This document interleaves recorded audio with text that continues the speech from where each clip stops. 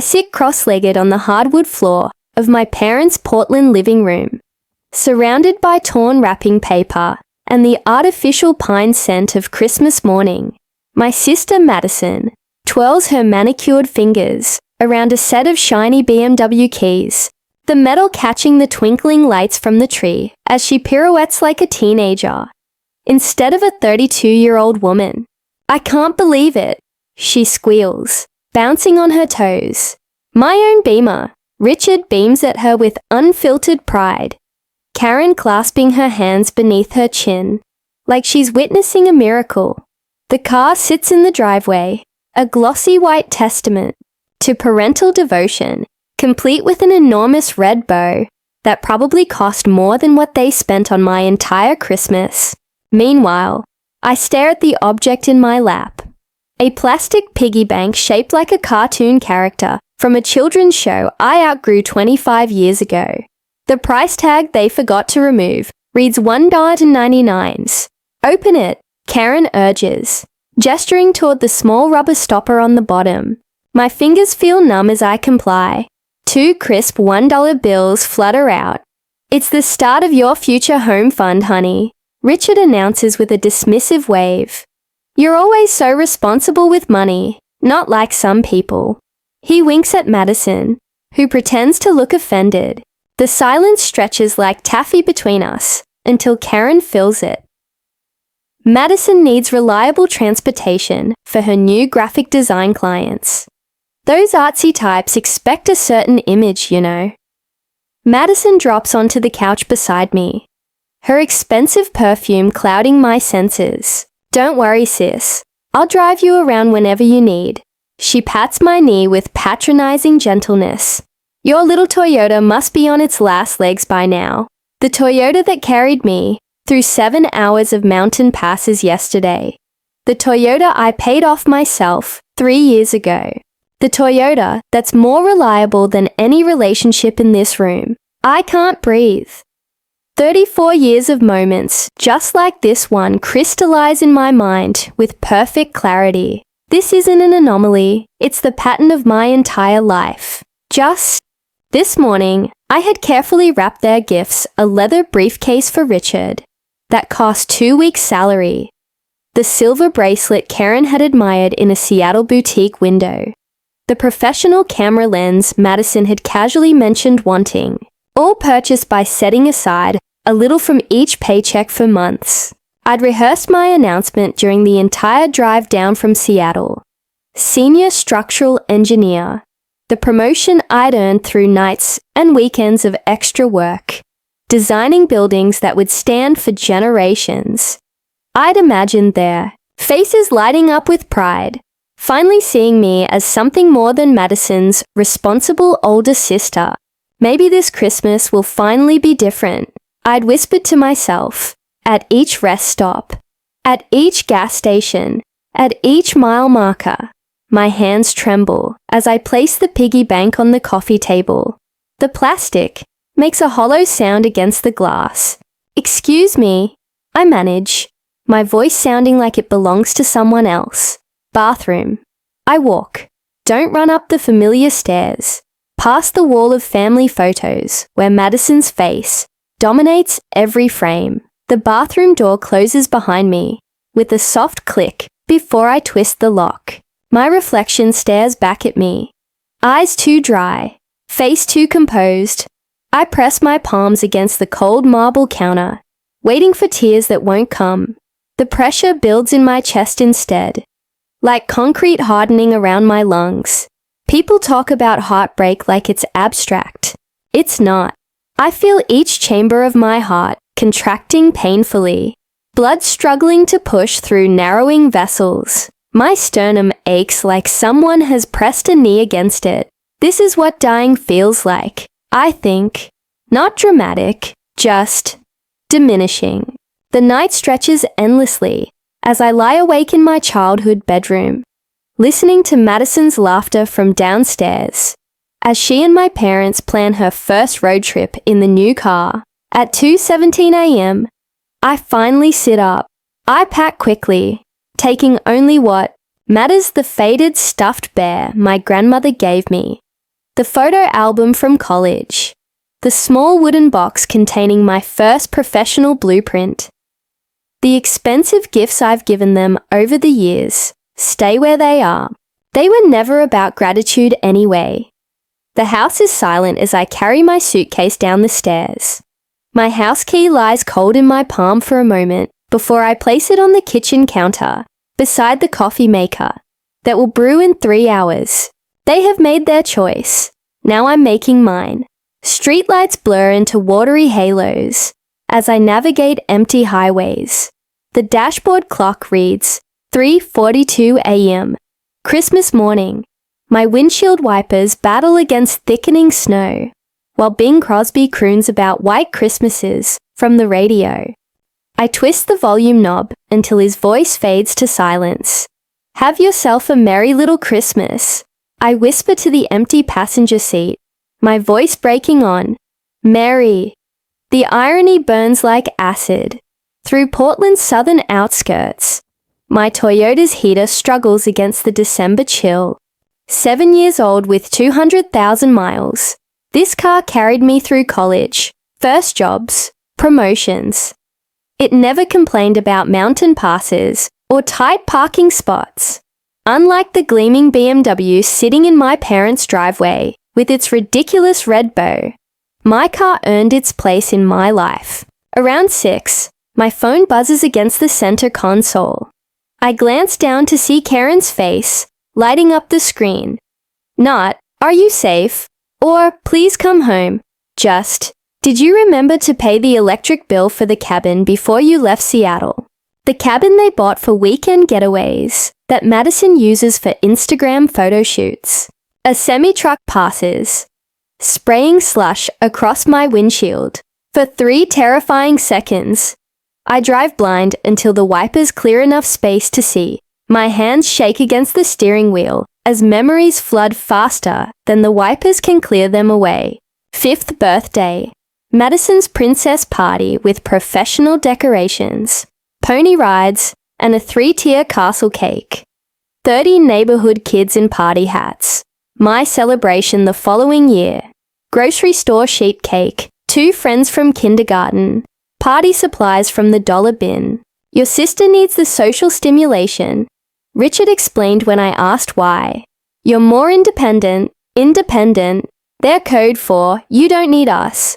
High school graduation, valedictorian, my carefully crafted speech about persistence and dreams.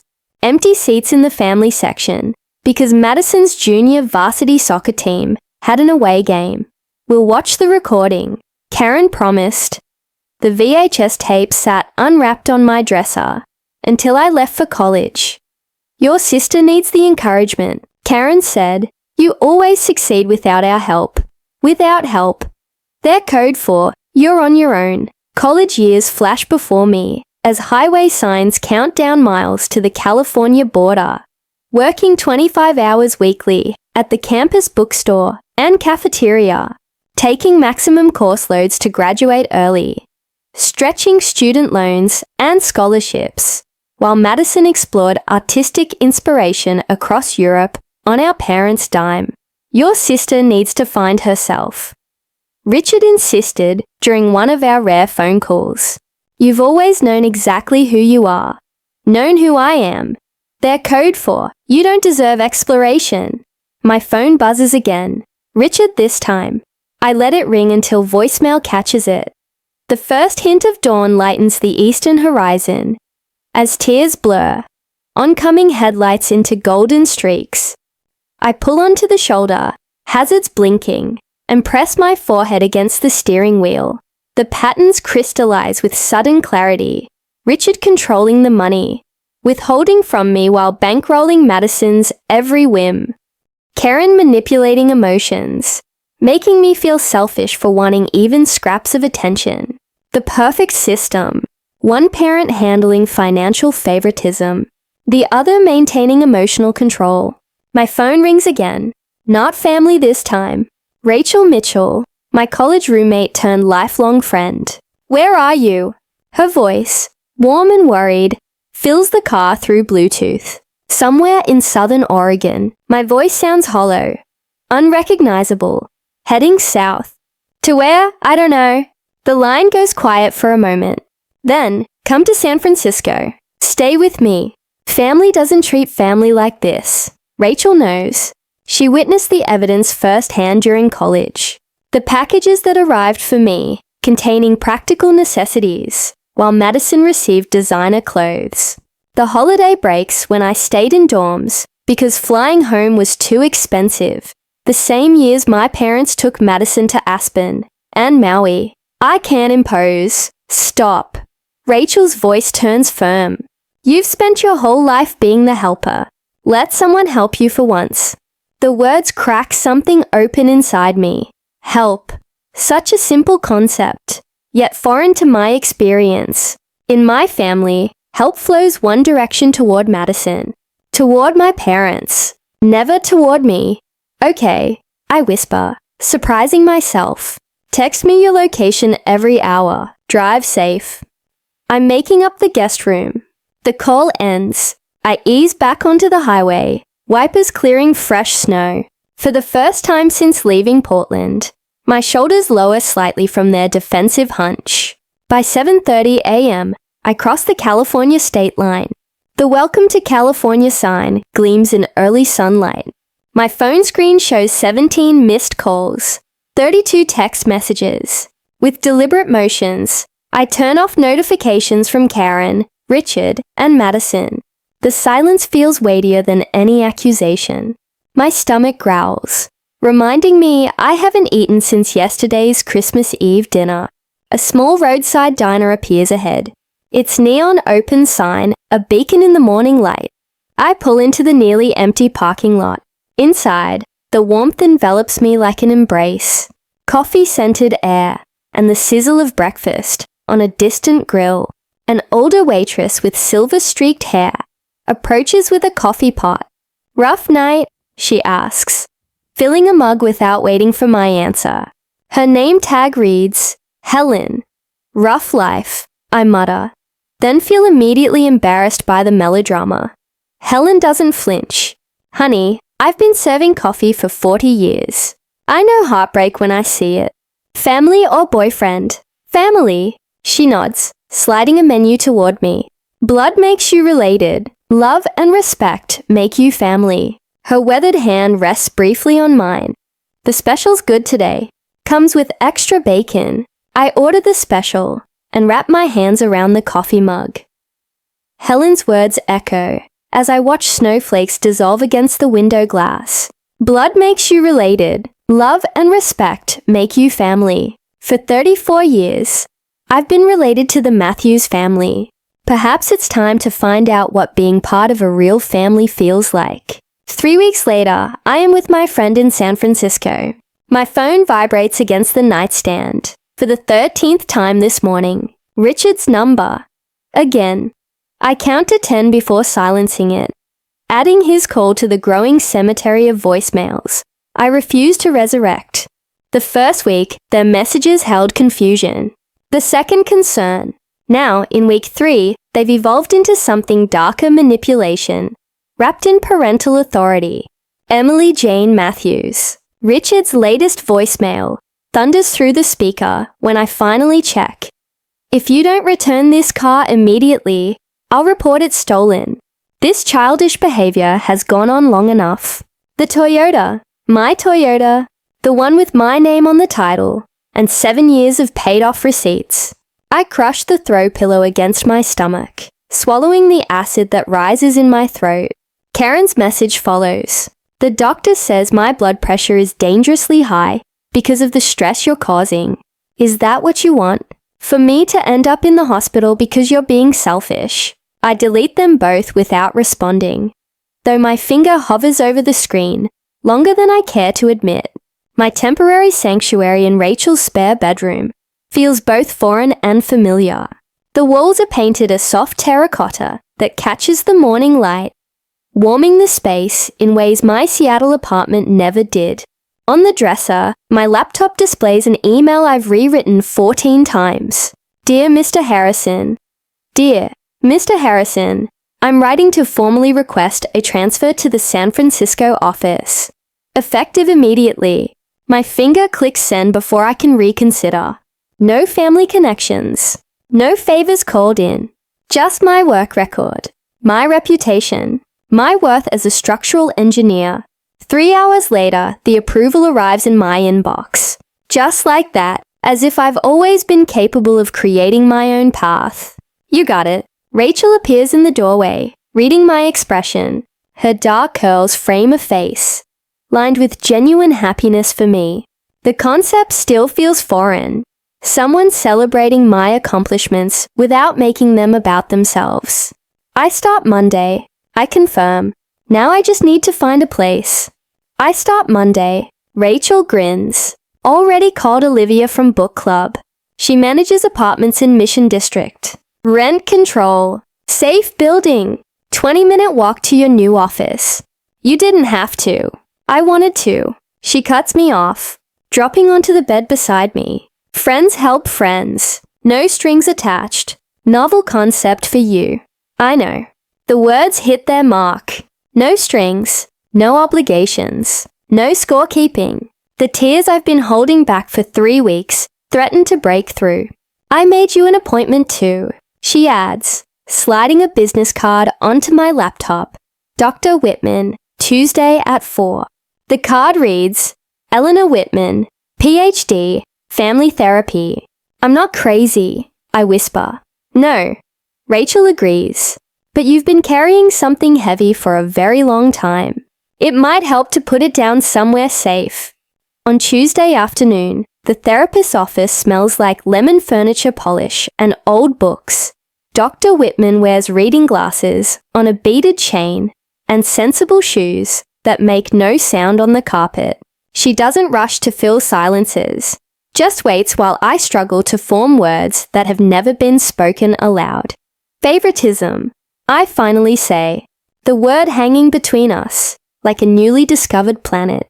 My entire life. And how did that make you feel? She asks. Like I was worth exactly $2, I answer. Later that week, the apartment Olivia shows me is small 650 square feet with a kitchenette barely wide enough for a refrigerator. But the windows face west, catching afternoon sunshine that spills across hardwood floors. It's mine by nightfall. I buy a futon, a lamp, and a small desk. Nothing more. The emptiness feels intentional, rather than impoverished. Space to grow into. Rachel drags me to a community center the following Saturday. Pottery class, she announces. You need something that isn't work or therapy. I protest until my hands sink into cool clay, feeling it yield and resist simultaneously. The instructor, a woman with silver hair and paint-spattered overalls, stands behind me. Don't force it, she murmurs. Listen to what it wants to become. My fingers tremble as they shape something from nothing. By class end, I've created a small, imperfect bowl with uneven edges. It's hideous and beautiful, and entirely mine. The first video call comes 4 weeks after Christmas. I answer on the third ring, steeling myself against the familiar surge of guilt their faces trigger. Where have you been? Richard demands immediately. His face fills the screen red with indignation. Your mother has been worried sick. Behind him, Karen dabs at eyes that remain strategically dry. San Francisco, I answer calmly. I transferred offices. Without discussing it with us first, Karen interjects, pushing into frame. How could you be so inconsiderate? The old Paul tugs at my chest, apologize. Placate, make it right. But Dr. Harris's words echo. Your feelings are valid. Their reactions belong to them, not you. I needed space, I say instead. Space from what? Richard barks. From family. From responsibility. From growing up. From feeling invisible. I reply, surprised by the steadiness in my voice. From being valued less than Lauren. From trying to earn love that should have been freely given. Karen's tears flow instantly, right on cue. How can you say such hurtful things? We've always loved you both the same. I'm not responsible for your feelings anymore, I tell her. The words feel like stones I've been carrying in my mouth for years. Finally released. I'm responsible for mine. Richard slams his palm against the table. This conversation is over until you're ready to apologize.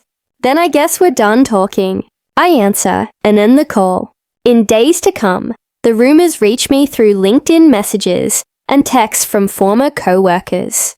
According to family law, I've had a mental breakdown. I'm living in squalor.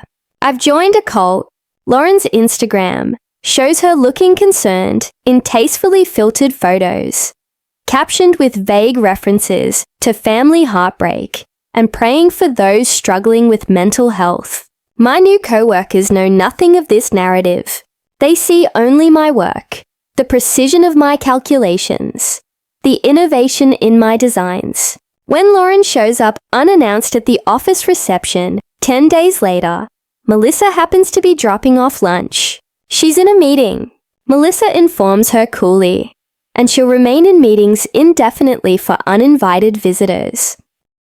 My therapy group meets Wednesday evenings in a church basement that smells of coffee and old hymnals. 8 strangers connected by similar wounds. Family doesn't get a pass just because they're family, says George, a 60-year-old accountant who hasn't spoken to his brother in 20 years. Love without respect isn't love. It's possession. So, the words settle in my chest like truth. 6 months after Christmas, my apartment has transformed. Pottery lines the windowsills, each piece more refined than the last. A proper bed has replaced the futon. The promotion to senior project manager came with a raise that ended any lingering financial anxiety. On my bookshelf sits the plastic piggy bank. I filled it with crisp $2 bills, one for each week of freedom. Not as punishment, but as a reminder. Sometimes the smallest betrayals reveal the largest truths. The first holiday season approaches with both dread and relief. No presents to buy that won't be appreciated. No performances to maintain. No diminishment to endure. Just me in a space I've created, becoming someone I'm finally learning to value. Worth far more than $2. A month later, the ivory envelope sits on my kitchen counter like a landmine. 3 days it's been there, untouched. Cousin Amanda's wedding invitation.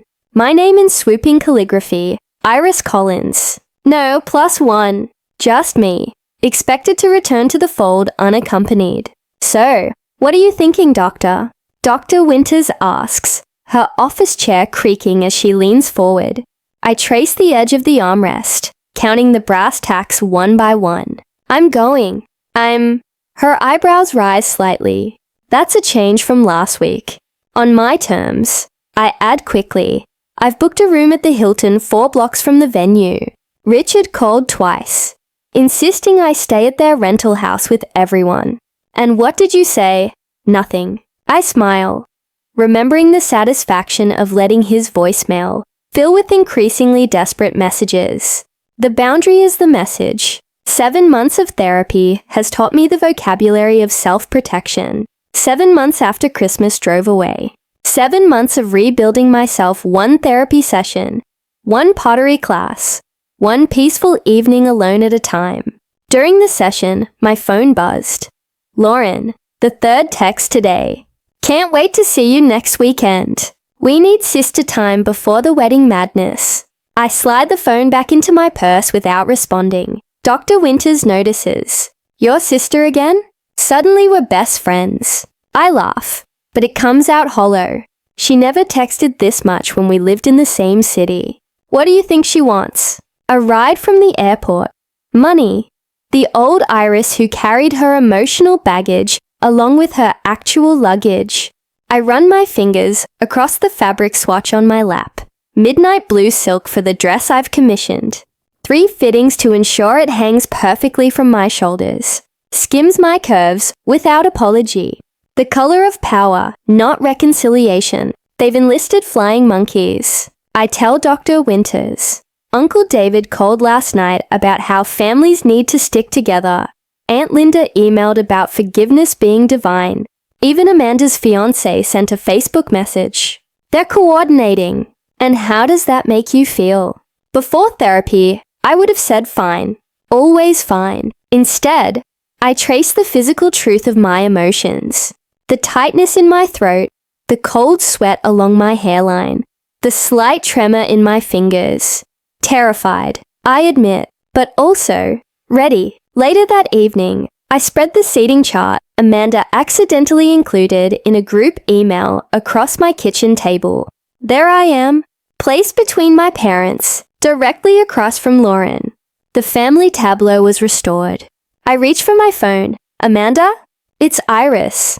I have a small request about the seating arrangements. Friday arrives with San Francisco fog that burns away as my plane takes off. The clouds part somewhere over Oregon, revealing the landscape of my childhood. My heartbeat quickens as we begin our descent into Portland. The rehearsal dinner location glows golden against the twilight sky. I stand on the sidewalk, touching the smooth stone pendant Melissa gave me before I left. Strength isn't about not feeling fear, she'd said. It's about feeling it and walking forward anyway. I straighten my shoulders and pull open the heavy wooden door. Conversations halt mid-sentence. Heads turn. Karen's hand flies to her throat. Richard's drink pauses halfway to his lips. I've changed. The Iris who fled at Christmas was a shadow.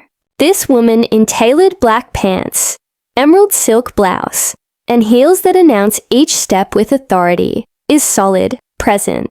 The diamond studs in my ears catch the light as I scan the room, nodding acknowledgements without rushing toward anyone. Lauren approaches first, arms outstretched, but something is different. The designer watch is gone. The highlights in her hair have grown out. Her smile seems strained rather than entitled. You look amazing, she says, embracing me briefly. Thank you.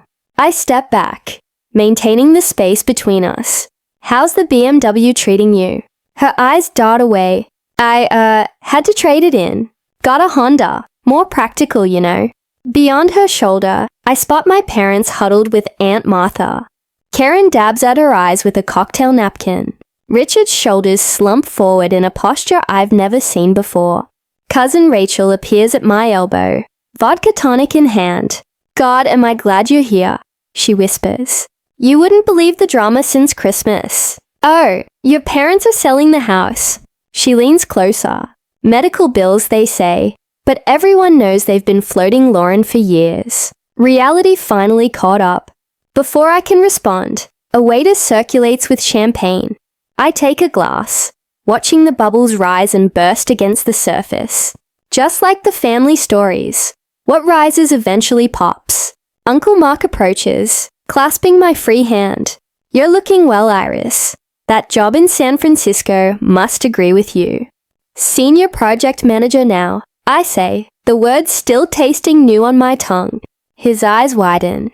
No kidding. That's wonderful. More relatives orbit toward me throughout the evening. Cousin Daniel confesses. He always noticed how differently I was treated. Aunt Martha hugs me too tightly, whispering, Your father lost his job 3 months ago. Your mother's on anxiety medication.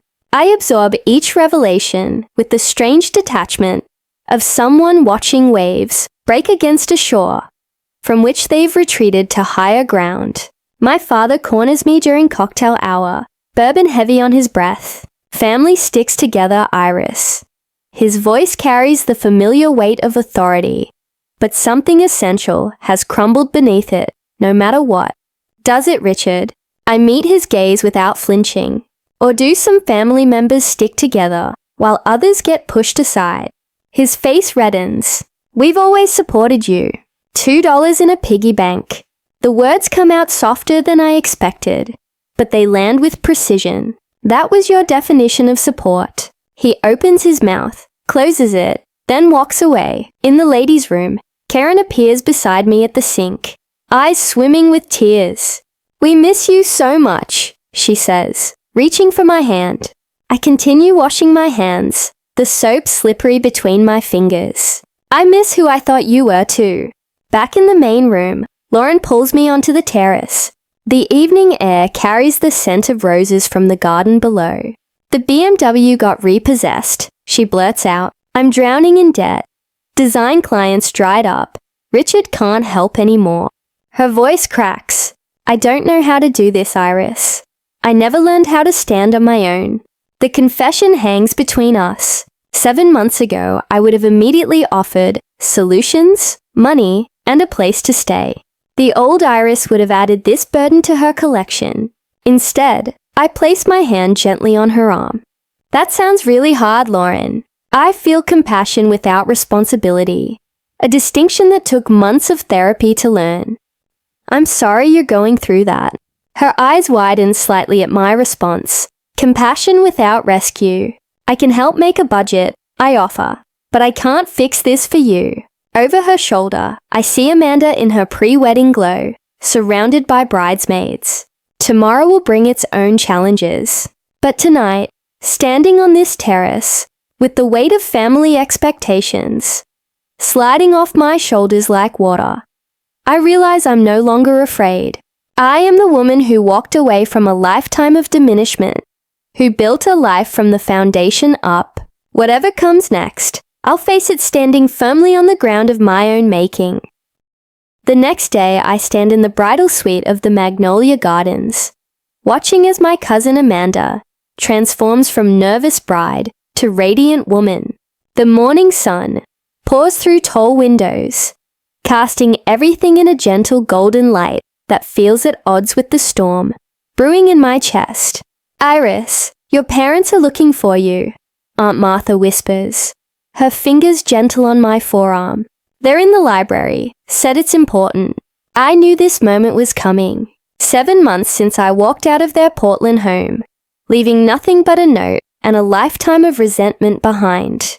Thanks, Martha. My voice sounds calmer than I feel. I'll find them after I help Amanda with her veil. Martha's eyes soften. They mention something about a family emergency before the ceremony. Of course they did. The library door feels heavier than physics should allow as I push it open 30 minutes later. Karen sits ramrod straight in a high-backed chair, tissues already clutched in her hand. Richard paces by the fireplace, his movements sharp and contained. Lauren stands by the window, wearing a dress that costs more than my first month's rent in San Francisco, though the repossessed BMW is nowhere to be seen. Iris, thank God. Karen rises, arms outstretched. We need to talk as a family. I remain in the doorway. The ceremony starts in 40 minutes. Sit down, Iris. Richard gestures to the empty chair, positioned to face all three of them. A staged intervention. This can't wait any longer. I close the door behind me, but don't move toward the chair. I'm listening. Lauren steps forward. Iris, this has gone far enough. Richard lost his job 3 months ago. The company downsized. Richard interjects quickly. Budget cuts. Karen's been seeing a therapist for depression. Lauren continues. This all started when you left at Christmas. Karen dabs at dry eyes. We're selling the house. The perfect trifecta. Financial crisis, health concerns, and guilt wrapped in one neat package. 7 months ago, I would have crumpled under the weight of their expectations, apologized for something that wasn't my fault, and offered to help. Today, I walk to the indicated chair, set my purse beside it, and sit with my spine straight. I'm sorry to hear about your job, Richard. And Karen, I'm glad you're getting help. Their faces register confusion at my calm response. Didn't you hear what we said? Lauren's voice rises. They're selling the house because of you. No, they're selling the house because of choices they made long before I left. I remove a leather-bound photo album from my purse. I brought something to show you. Karen frowns. We don't have time for, you called this meeting. I open the album across my lap. So, we have time. The first page shows 2 birthday parties side by side. Lauren's elaborate princess theme, with hired entertainers, and my party the same year with a grocery store cake at the kitchen table. Remember these? I flip through pages of Christmas mornings, graduations, and family vacations, where the pattern of favoritism is unmistakable. I spent months compiling evidence of what I always felt, but couldn't prove. Richard's face flushes. This is ridiculous. We always treated you girls equally. I pull out a folder of bank statements. My student loans. $67,000 that I'm still paying. Lauren's education. Fully funded, including her year in Europe for art inspiration. Lauren shifts uncomfortably. That's not fair. You chose engineering. That was your decision. It was my passion. I corrected her. Just like art was yours. The difference is, my passion wasn't considered worth investing in. Karen rises, hands trembling. We didn't have the money when you went to college. Things were different by the time, Lauren. I learned everything about your financial records years ago, Karen. I cut her off. Richard's promotion came when I was 16. The inheritance from Grandma arrived before my freshman year. You had the money. You chose not to spend it on me. The room grows uncomfortably quiet as I lay out birthday cards spanning 30 years. The messages to Lauren overflow with effusive love. Mine contain practical advice and reminders to work hard. We always knew you'd be fine, Richard finally says, his defensiveness cracking. You were always so capable. There it is. The truth behind decades of disparity. Being capable doesn't mean I deserved less love. My voice remains steady even as heat builds behind my eyes. Being responsible didn't mean I should carry everyone else's burdens. Karen collapses into genuine, not manipulative tears. We never meant to hurt you. Intent doesn't erase impact. I reach into my purse one final time. The plastic piggy bank makes a hollow sound as I place it on the coffee table between us. Richard stares at it. What is this nonsense? I remove the rubber stopper. Dozens of crisp $2 bills spill out, unusual currency that catches the eye. I've saved a $2 bill for every week since Christmas. I explain. This isn't about money. It's about what you thought I was worth. Lauren picks up one of the bills, turning it over in her fingers. I never realized how it looked from your side. Her voice lacks its usual defensive edge. They never taught me to stand on my own. Outside the library, relatives pass by, their voices floating through the heavy door. In minutes, they'll gather to celebrate love and commitment while our family confronts decades of its absence. I don't want apologies. I say standing. I want change. I'll consider reconciliation under 2 conditions: family therapy and respect for my boundaries. Richard opens his mouth to argue, but Karen places her hand on his arm. We'll do it, she says, surprising us all. Whatever it takes. I gather my evidence and the piggy bank, but leave its contents on the table. That's yours to keep.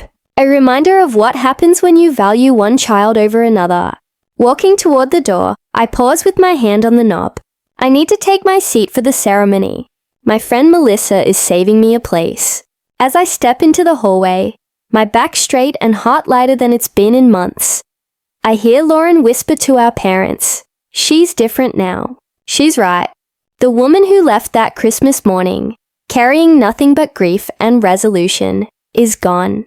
In her place stands someone who finally understands her own worth, isn't measured by what others think she deserves, but by what she refuses to accept. On Christmas, the sunshine spills across the hardwood floors of my San Francisco apartment as friends gather around a table that actually belongs to me. The scent of rosemary and sage from the roasting turkey mingles with laughter, real laughter. Not the strained kind that used to echo through my parents' house. To Iris, Melissa raises her glass, her dark curls catching the light from the window. Who builds bridges better than anyone I know, both at work and in life?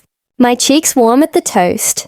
1 year ago today, I placed a house key on a counter and drove away from everything familiar. Now I stand in an apartment filled with people who choose to be here. Surrounded by pottery pieces I created with my own hands.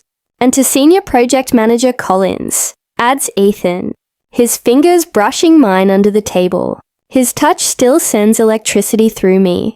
Not the lightning strike of infatuation, but the steady current of something building toward permanence.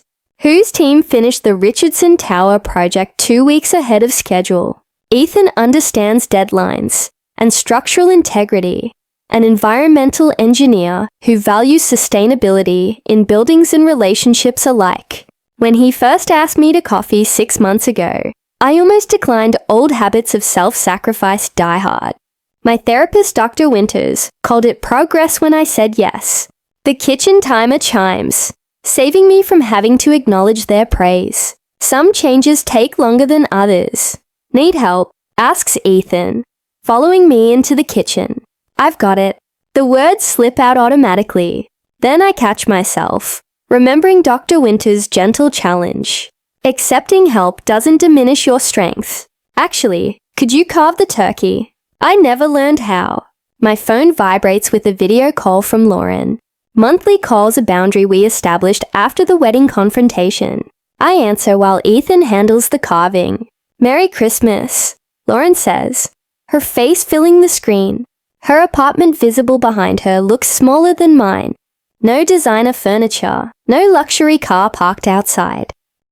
Working 2 jobs has given her a new perspective on money, along with the shadows under her eyes. You look happy, she says, voice softer than it used to be. Your place looks beautiful. It feels like home. I angle the camera to show my pottery studio in the spare bedroom. Once formless clay, now shaped into bowls and vases that line the shelves. How are Karen and Richard? Richard's 90 days sober today. He wanted me to tell you. She adjusts the camera to reveal our father, sitting in a modest apartment living room, looking smaller somehow. The AA meetings are helping. He's different when he's not drinking. I nod, not ready to fully process that revelation. And Karen? Still volunteering at the community center. She wanted to come to the call, but had an emergency food drive. Lauren pauses. They ask about you. Not in the old way, though. We talked for a few more minutes before saying goodbye. The wall clock shows it's time for dinner. Around my table, conversation flows between Melissa, Ethan, and friends from my engineering firm and pottery class. No one mentions the piggy bank displayed on my mantle, now filled with dollar bills, representing lessons rather than resentment. After dessert, Lauren texts a photo of a handmade clay ornament. Clearly her first attempt at pottery. Not pretty but made with love. Mailing it tomorrow. Then another message arrives from my mother. Found this in the attic while downsizing. It always belonged to you. The attachment shows my childhood dollhouse. The one thing I truly loved growing up. The deed transfer paperwork sits below it, officially making it mine. Later, when everyone has gone and Ethan helps with the last dishes, I step onto my balcony. San Francisco Bay stretches before me. Lights from the bridges, reflecting on dark water. Buildings I helped design stand in silhouette against the night sky. Worth isn't something you earn through usefulness. I whisper to the city lights. It's something you claim by knowing what you will and won't accept. Ethan joins me, wrapping a blanket around my shoulders against the December chill. Deep thoughts. Just grateful, I answered, leaning into his warmth. Sometimes the greatest gift is realizing what you won't accept anymore. The piggy bank sits visible through the window, no longer a symbol of what I lacked, but what I found the courage to value myself first.